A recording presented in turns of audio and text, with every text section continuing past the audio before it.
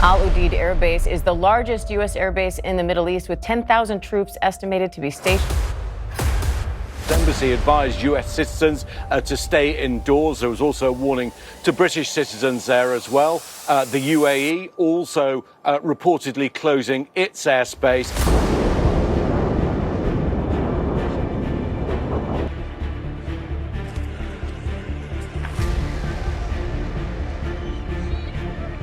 Explosions have been heard over Qatar's capital, Doha.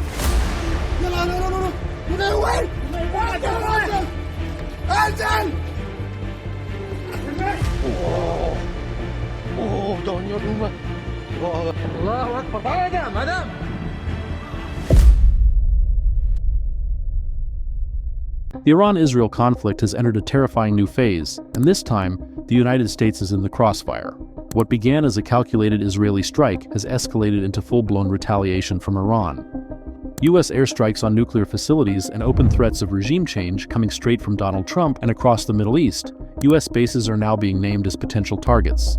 With Iran vowing more punishment, Trump demanding unconditional surrender, and Israel promising that more is coming, the question facing the world now is simple. What happens next?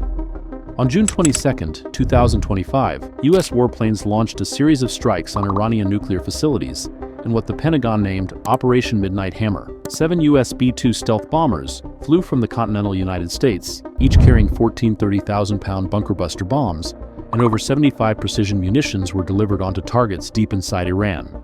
President Donald Trump stated online that he had obliterated Iran's main nuclear sites. Iran's key nuclear enrichment facilities have been completely and totally obliterated. Defense Secretary Pete Hegseth and Vice President J.D. Vance stressed the mission was limited to crippling Iran's nuclear program and not about regime change. Iran's leaders quickly vowed to defend themselves after the strikes.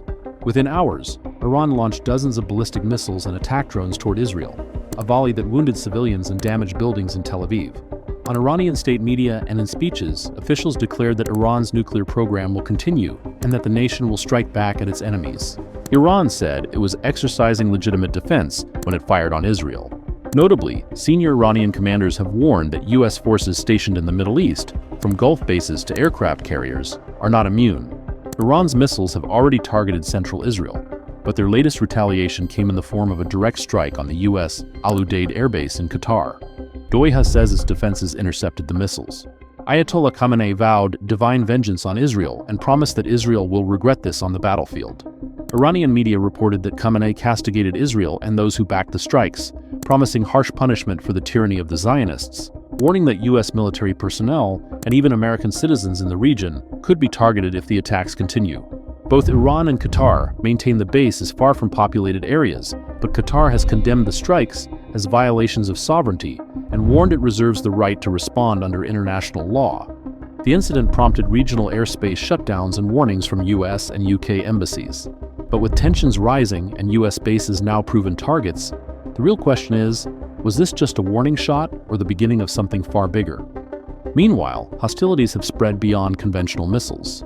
Iran has reported that forces used stealth drones to strike targets inside Iran, including apparently civilian areas.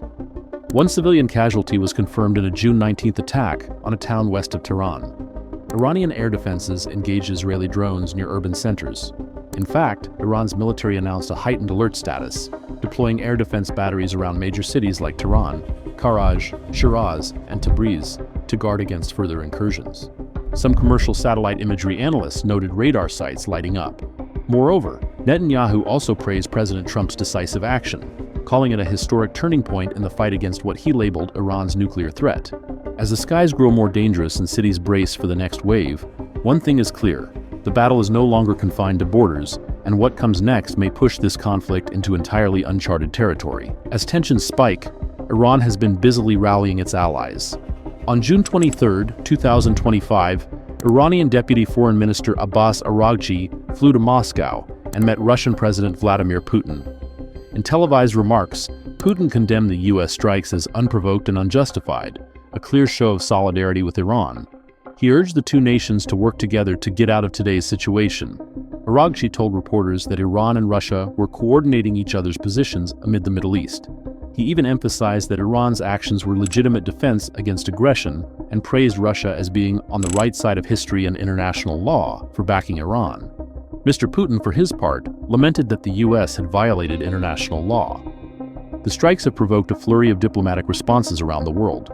Several U.S. allies publicly backed the airstrikes, framing them as necessary to halt Iran's nuclear potential. For example, Australia and Japan, both heavily reliant on Middle East oil, expressed support for action to curb Iran's nuclear ambitions. Foreign Minister Penny Wong stated Australia supports U.S. airstrikes on Iran's nuclear facilities, while urging caution to avoid wider conflict. Ukraine, locked in its own war with Russia, joined Western condemnations of Iran's nuclear program and implied solidarity with U.S. measures. In contrast, Russia and China strongly criticized the strikes as destabilizing, and some Muslim-majority nations called for restraint. Perhaps most strikingly, North Korea used its state media to sharply denounce the U.S.-Israeli assault on Iran.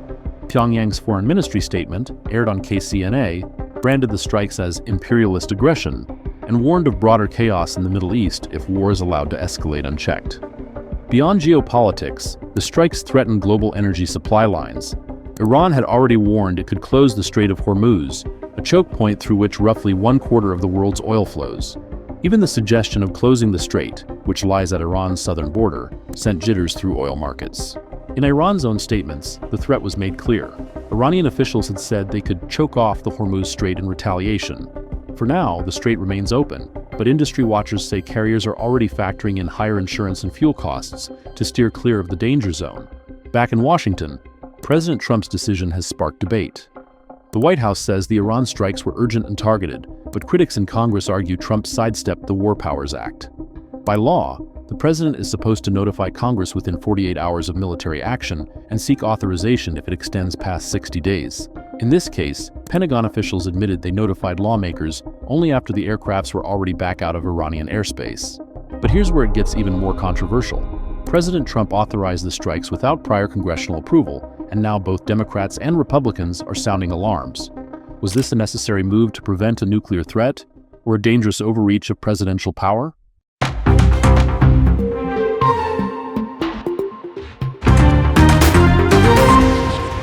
As we're finalizing this video, Donald Trump has announced a breakthrough. A complete and total ceasefire has reportedly been agreed between Israel and Iran. According to his Truth Social post, the terms are phased.